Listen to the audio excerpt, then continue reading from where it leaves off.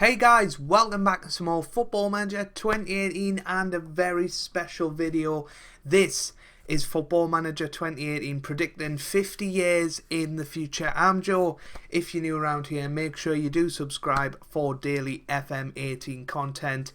This is the first in what's going to be a series that's both on my channel and over on FM Scout. It's going to be stunted. I'll talk about that more towards the end of the video. But all that's left for me to say is let's get into Football Manager and see what the landscape looks like. Here we are, 50 years into the future. As you can see, 2068. Absolutely crazy numbers. I've never ever went this far into the future in a save game. But we've went on holiday for 50 years, a very nice holiday, might it be, and we're going to look at things at different competitions, the World Cups, the best players, the best managers, I think is another one that's going to go on, but I will leave down in the description a link to download the save file for this save from this point.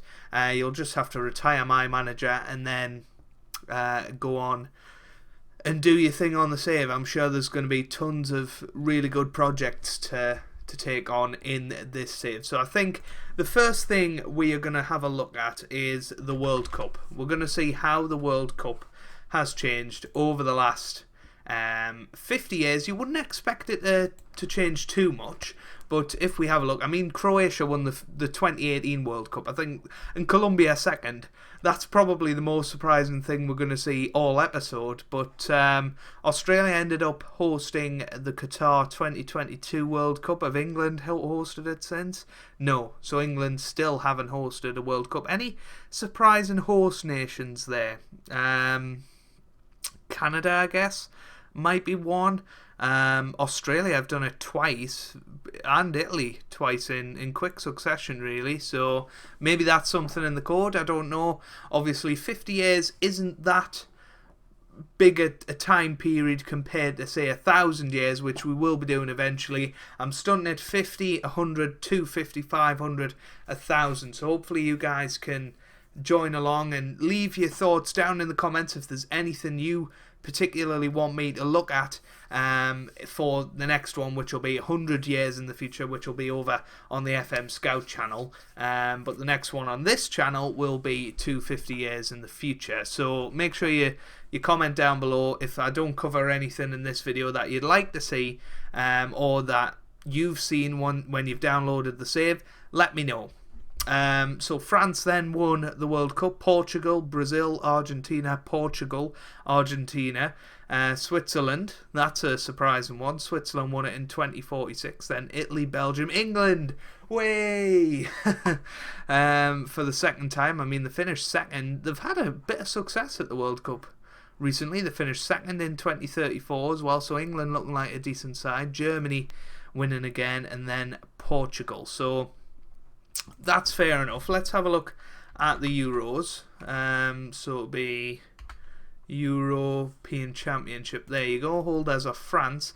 Let's have a look at the past winners then. So we had Belgium with runners-up of France. Then France, runners-up of England. They've been runners-up 3 times. Doesn't look like they've won it yet. Belgium, Denmark, Portugal. Switzerland won it twice. So that was a big period for them where they were winning trophies. They won the World Cup in when was that? Why can't we see that? So, well, we can see it on that screen. They won that in 2046. So they won the Euros in 2040 and 2044, and they won the World Cup in 2046. So very, very good to see that happen. Holland won it. France, Germany, France, France. So not many surprises in there. I think Switzerland, I guess Denmark's quite an obscure one, although they have won it before. Let's have a look at the host nations. Spain, England, Scotland, Wales. So it was England in 2024 and then Scotland and Wales straight after it. Somehow I don't think that'll ever happen. Germany, Switzerland, Austria, Ukraine, Poland, France, Belgium, Russia, England, Scotland, Wales. So that's looking like a bit of a pattern. Yeah, Germany are the next one, so it's looking like it is going in a bit of a pattern so far, which is quite interesting. Let's have a look at the Olympics. I'm not sure how much there will be of this. It's still going on, so don't think England will have ever been in this, but it might be interesting to look at some of the host nations. Italy, France, Germany, Italy, France, Brazil, Mexico, Spain, France, Argentina. Algeria won it in 2060, and then Argentina. So any surprise host nations? Morocco, I guess. But generally that's what you'd expect. There's not any real surprises in there.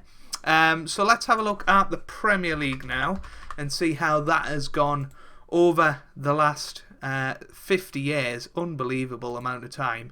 So this is the past winners screen. We will just do a quick scroll down, see if there's any obscure names. There isn't. It's looking like Newcastle are the new dominant force though. They've finished sort of in the top 2 every year since 2058, so for 10 consecutive seasons they've finished in the top 2, but not that season. But West Brom were there, which is interesting. I feel Middlesbrough 3rd in 2053, so there's definitely been some obscure runners up, but generally the top 6 have stayed the same, although maybe we're now looking on a new path now that Newcastle have won it. They've certainly become one of the top teams.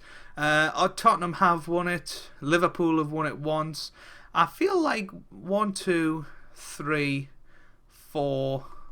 No, there's the top 6 teams. It took Man City a few years to win their first title of the Save, 2027 for that to happen, which is quite interesting to say the least. But you can see Man United dominating the list. How many Premier League trophies do they have now? They have 13 Premier Leagues and 13 Champions Leagues. That might say a lot about what's gonna happen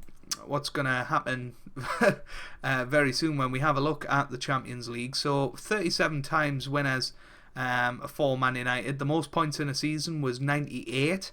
Fewest points in a season was 10 from Stoke, but that was a save thing. Most wins in a season 32 Man United. Fewest wins Derby County. Most defeats Stoke. Fewest defeats 0. But we can't actually see if Man United have had a invincible season along the way. It would be quite interesting to see that. I don't know how we'd actually check. Maybe if we just go to that season. I think it was about 2030. Around that time, so yeah. But they didn't do invincible, and I doubt anybody ever has. Apologies for the mass clicking. There was a 1 there.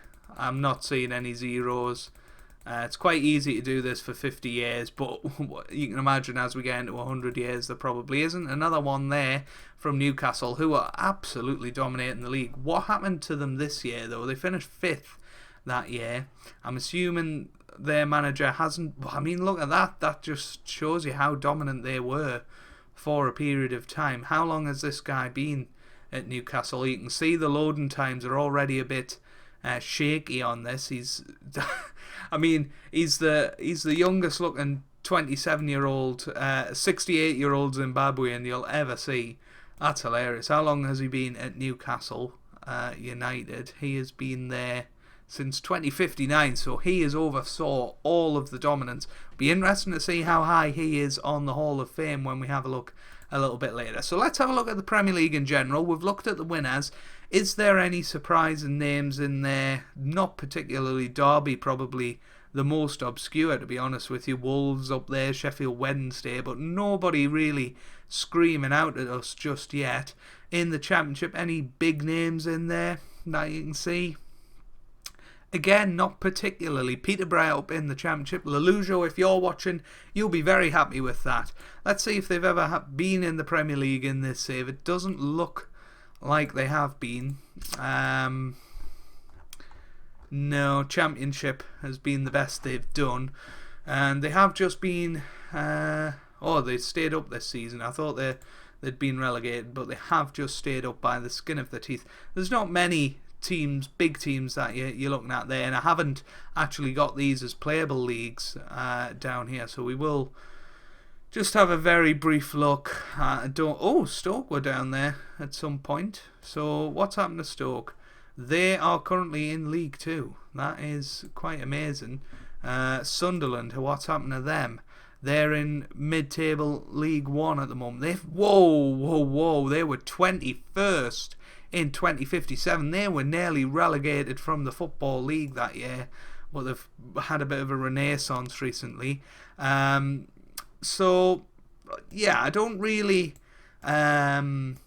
think there's much point trying to search for the teams currently in the Premier League. It looks like most of them are there. I can't see Huddersfield anywhere, but they're in the Championship. But let us know down in the comments if there is any big surprises that are omitted from the league that I haven't noticed. Let us know down in the comments, and we'll have a gander. But you know, current Premier League team, we'll count them. There's 1, 2, 3, 4, 5, 6, 7, 8, 9, 10, 11, 12, 13, 14, 15 of the 20 teams are there. So Huddersfield were down here. So there's 16, 17, 18. We know about Stoke. So that's 19. Well, I mean, there's an easy way to do it. Why don't we just go to the first ever Premier League season and see who the lowest is? I'm assuming it's going to be Stoke, but who are we forgetting? Burnley, maybe? They're in the Championship. I don't think I counted them in my count, and looking at that, there's no big surprises there. So that's pretty surprising, to be honest with you, that 15 of the 20 Premier League sides currently, in 50 years' time, according to Football Manager, will still be in the Premier League. When you think about teams recently that were in the Premier League safely 10 years ago, the likes of Bolton, Blackburn, I was going to say Blackpool there, Blackburn, although Blackpool were in the Premier League, Portsmouth, Sunderland, Birmingham City, Aston Villa, you know, Fulham. I mean, that's 8 I've already named that were comfortable Premier League sides, and since then they've gone way downhill. And I think it's quite surprising that 15 of the 20 are still there at the moment, and Stoke are actually the worst performing of all of them, which is very interesting. Let's have a look at La Liga. I think it's Liga Santander. There we go. So let's have a look at the past winners for this. Look at Barcelona's period of dominance. That is ridiculous. Atletico Madrid early on, but that's a lot of victories for Barcelona. Is there any surprises in the runner-up spots? Not particularly. Valencia looking like a good team at the minute. Celta de Vigo there as well in 3rd place. That's all very, very interesting, but not really worth looking at because it's just the same old. What about Germany, Bundesliga? The Bundesliga. So Bayern Munich are no longer dominant, but Dortmund are up there. RB Leipzig are up there. Leverkusen, they're known as Neverkusen as well, but they have went and won it. Cologne won it there. I mean, look at this period of dominance from Bayern Munich for, I mean, what is that? 23 years. They only lost 2 titles, but since then they've only won 2 titles. How odd in Football Manager terms. Leipzig won, then Leverkusen, then Schalke went on a bit of a run.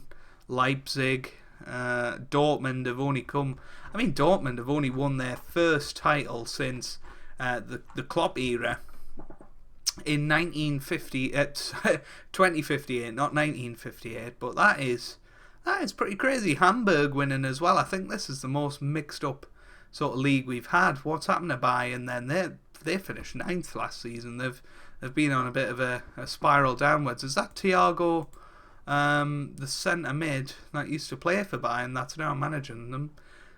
He's 62 years old, so probably, well, no, because he's not 12 years old in real life, is he? So that's where that's come from.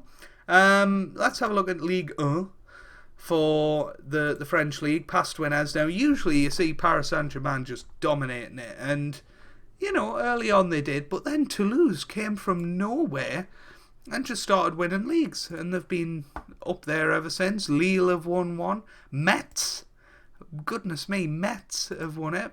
Lorient, Olympique de Marseille. So Paris Saint-Germain have had a bit of a drop-off recently. Maybe their money has gone, or something to that effect. But very interesting in the French league. What about the Serie A? Genoa. Look at Roma. Wow.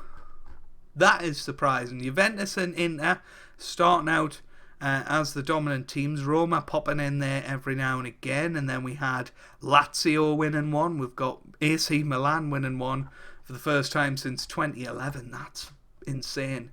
And then Atlanta. Wow. Atlanta won a title. But you can see that they had a very linear decline there. And then Roma just took over. Juventus won their last title in 2048, and then Roma have just dominated. Milan have chipped in. Torino have won one. Genoa winning the most recent one. So how's their rise been? Pretty meteoric. They finished 12th as recent as 2065, and 3 years later they top the Serie A, which is pretty interesting. So let's have a look at the Europa League before we have a look at the Champions League. So the current holders of the Europa League are Real Madrid. Is there any massively surprising teams in here? That's what we'll check. So we've got Athletic Bilbao, we've got Man City, Arsenal. It's much more varied this than obviously the leagues have been, but a lot of Spanish teams. I mean, to be fair, it's just a big variation. Man City and Arsenal winning it a couple of times. I'm looking for Leicester won it 1 year. Everton, Bordeaux. I'm looking for the really surprising ones. Newcastle, but they weren't dominating it at that point. So maybe that is a bit more of a surprise. Metz in there, Leverkusen, Bordeaux. Celta de Vigo won a 3 out of 4 years. That's amazing. Middlesbrough, wow. I mean, they got the final 2006, I think, under Steve McLaren. Let's just have a quick look. Yeah, so that was at the Palion Stadium in Holland, yeah. It's not the Palion Stadium. What am I on about? Philips Stadium. Load of rubbish. And which is still there, actually, funnily enough. But Saint Etienne maybe is a surprising one. Benfica, Real Madrid. I mean, a lot of these teams that have won it have obviously been dumped out of the Champions League and just went on to win it. Any surprising runners up? It doesn't look like it. It all looks pretty standard. But if you Rangers. Oh, that was 2007-8. So yeah, if you guys notice anything in these screens, then let me know down in the comments. We will have a look at the Champions League now, though. The current holders are Man United.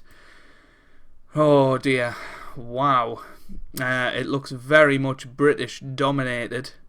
That is incredible. The last sort of 20 years, only 2 European teams have, 3 European teams have won it. So Lorient and Barcelona won it twice. Paris Saint-Germain have won it a few times. But look at this. It's just been traded between the Manchester clubs. Man City won it 6 in 7 years and finished runners-up the other one.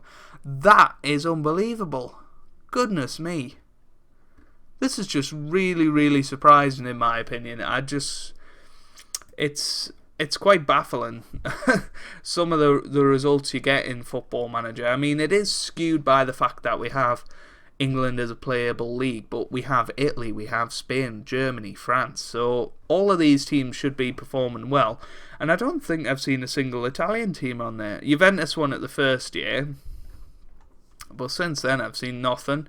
Don't think I've seen a German team. So very, very interesting. RB Leipzig got there. Leverkusen got there.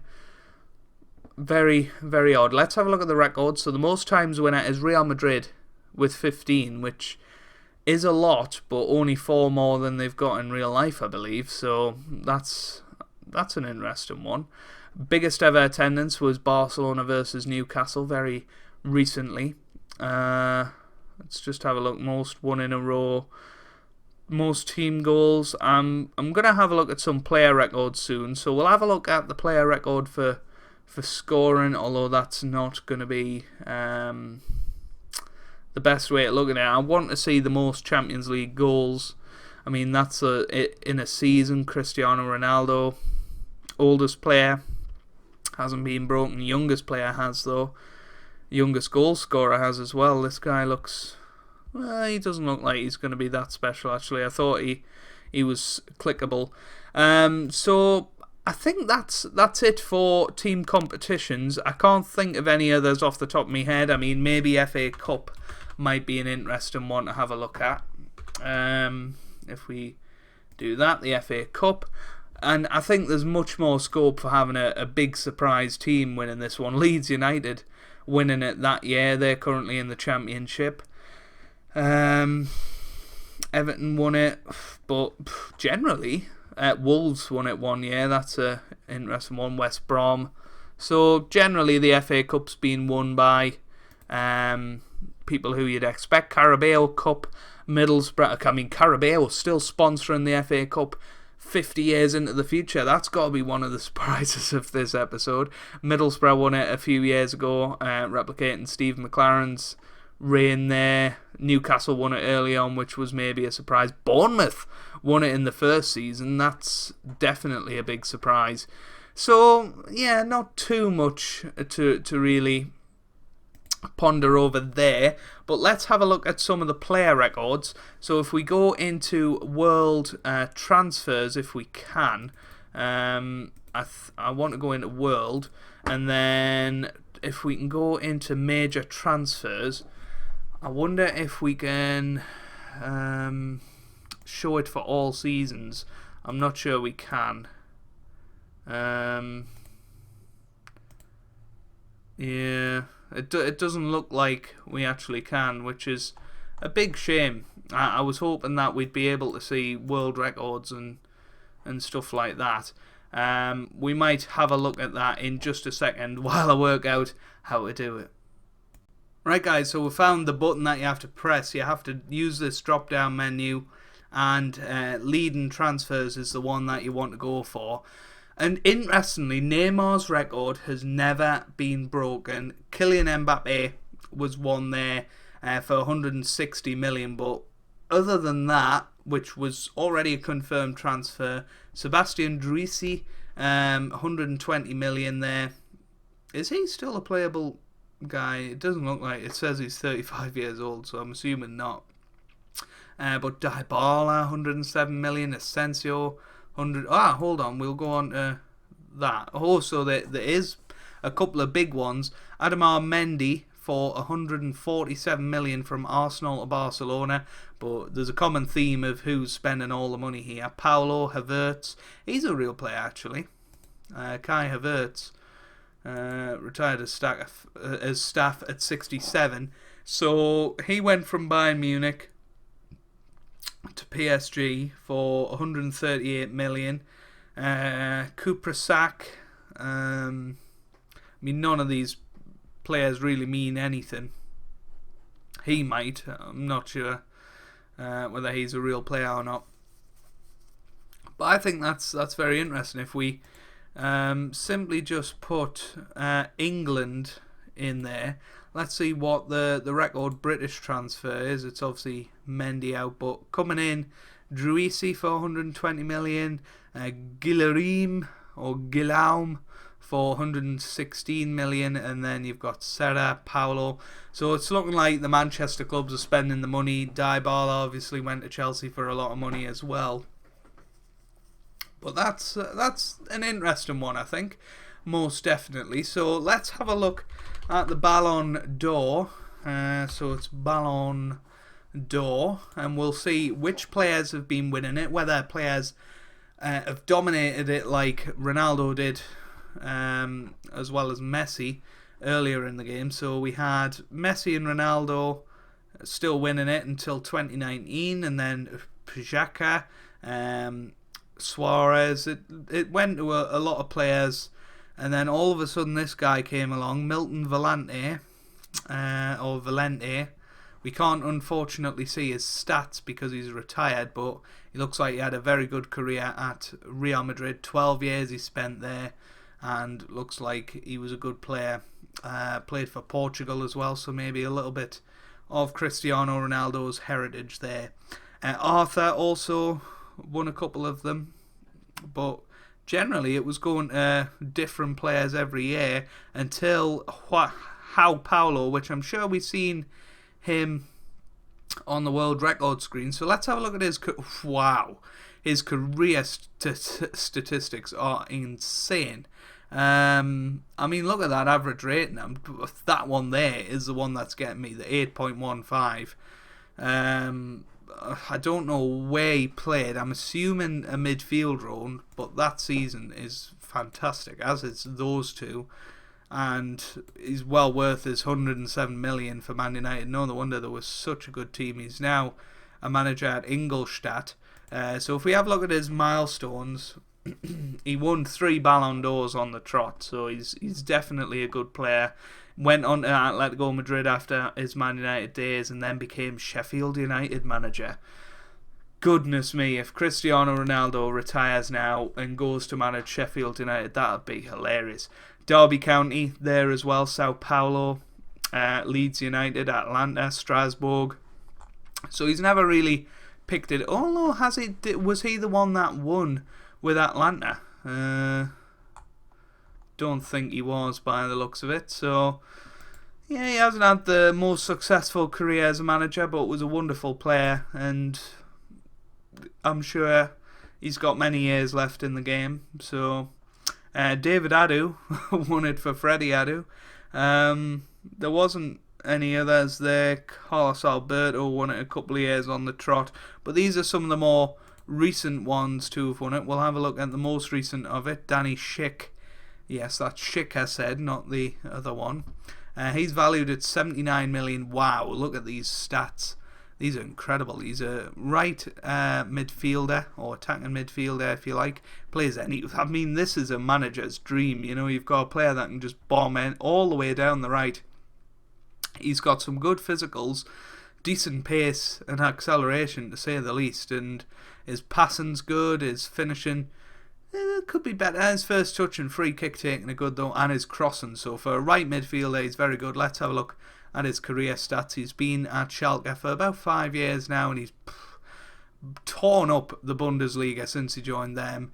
He was alright at Freiburg, but then when he went to Schalke, that's where he made his name. And Schalke, that's why they're a good team now.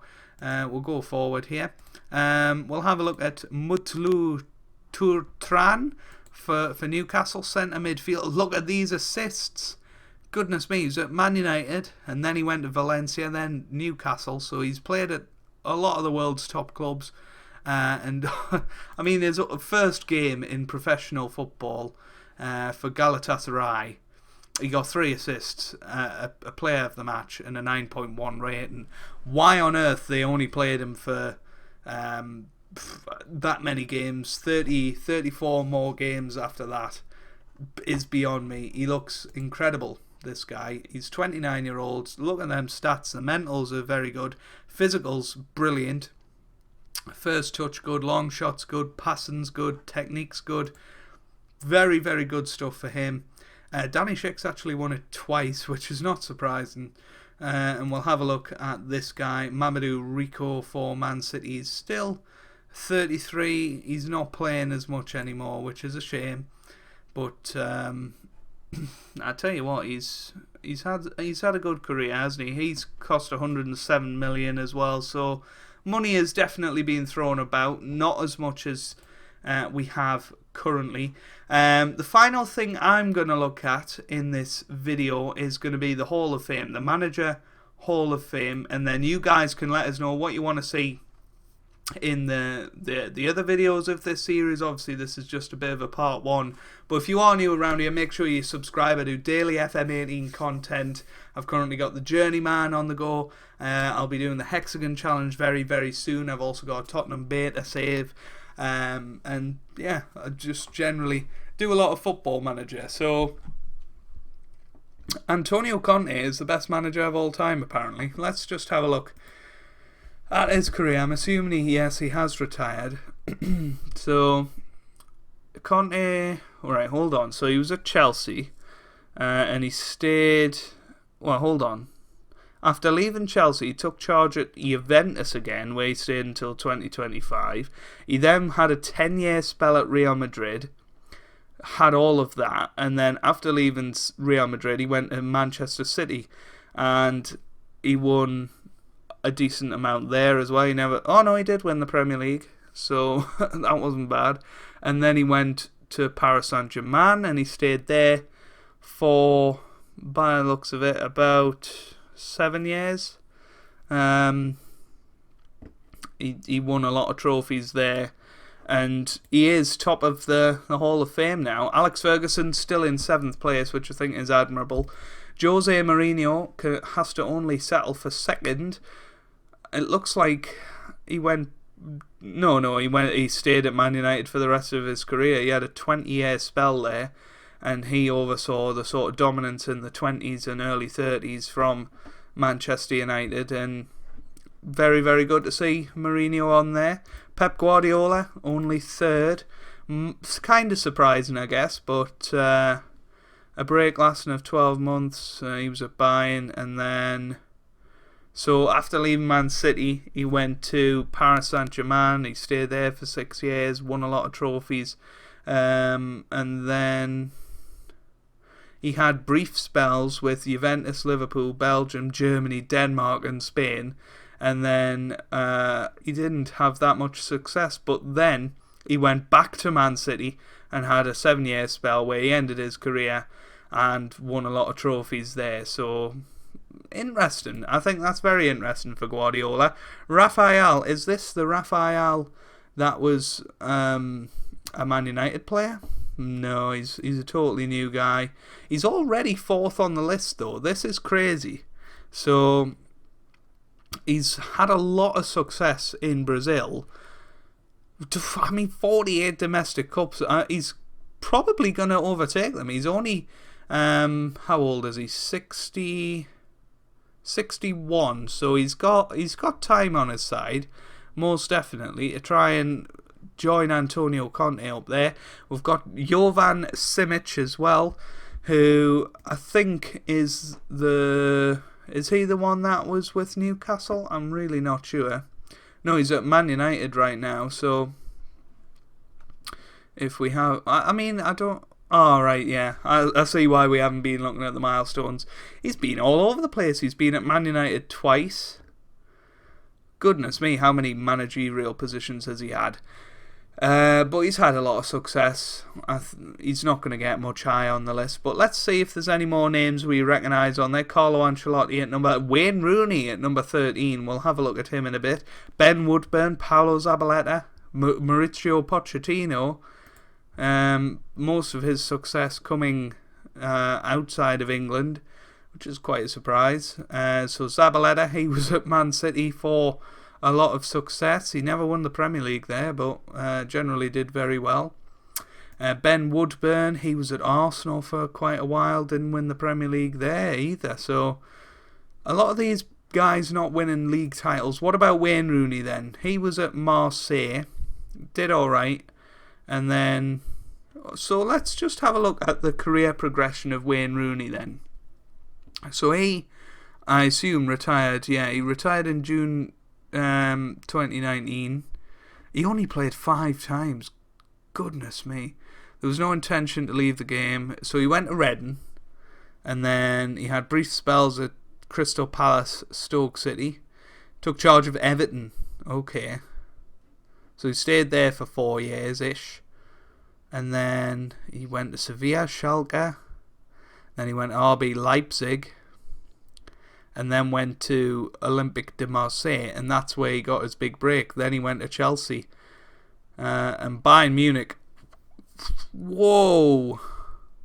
It wasn't there. It was at Barcelona. Rooney moved to Barcelona and had a load of success, and that's why he's on the Hall of Fame now. There is one thing I want to have a look at. I want to have a look at the England record goal scorer before we go, because I feel like that's going to be a fun thing to do. I wonder if we can have a look at the Premier League all-time top scorer as well. We might have a quick look at that. All-time top goal scorer, David Hurren. Is he still playing? He's not. But he played for Man City for a lot of years. He's England's record goal scorer. That is amazing. What about the record number of caps? Most cap player, Ollie Burke, 165. No goals. I'm assuming he's a goalkeeper then. Yes, conceded. So he played for Everton and Arsenal. He never really made that many league appearances for that many caps. That's hilarious. Well, it's not hilarious. It's just quite surprising. Rooney's still the youngest ever scorer. That's interesting. But no, I think that's where we're going to leave it. We will have a quick look to see if we can see if Shearer's record has been broken as the Premier League top scorer. I'm not sure it'll tell us. Nah, it doesn't look like it, but if there's a way of doing that, you guys let me know. I feel like some of these guys will definitely be challenging them. Let's see what the top is in a season. 33. Harry Kane got 31, yeah. That was pretty good. But no, I think that is pretty much going to wrap it up for this episode. Make sure you let us know down in the comments what you'd like to see, if there's any teams you want us to track, if there's any more leagues you want us to load up. Obviously I'm just simulating this overnight while I'm in bed, so I can easily change things on the fly. And the next installment of this little mini series will be on the FM Scout channel, so make sure you go and check that out.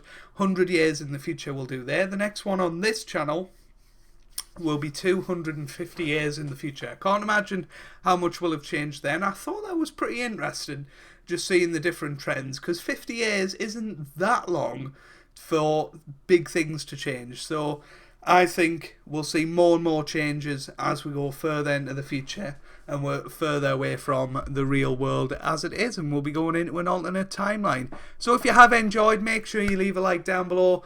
Honestly, really does help out the channel, helps out me, lets us know that you're enjoying the content. Subscribe, pardon me, if you'd like to see more for daily FM content, and I hope you guys are having a wonderful day.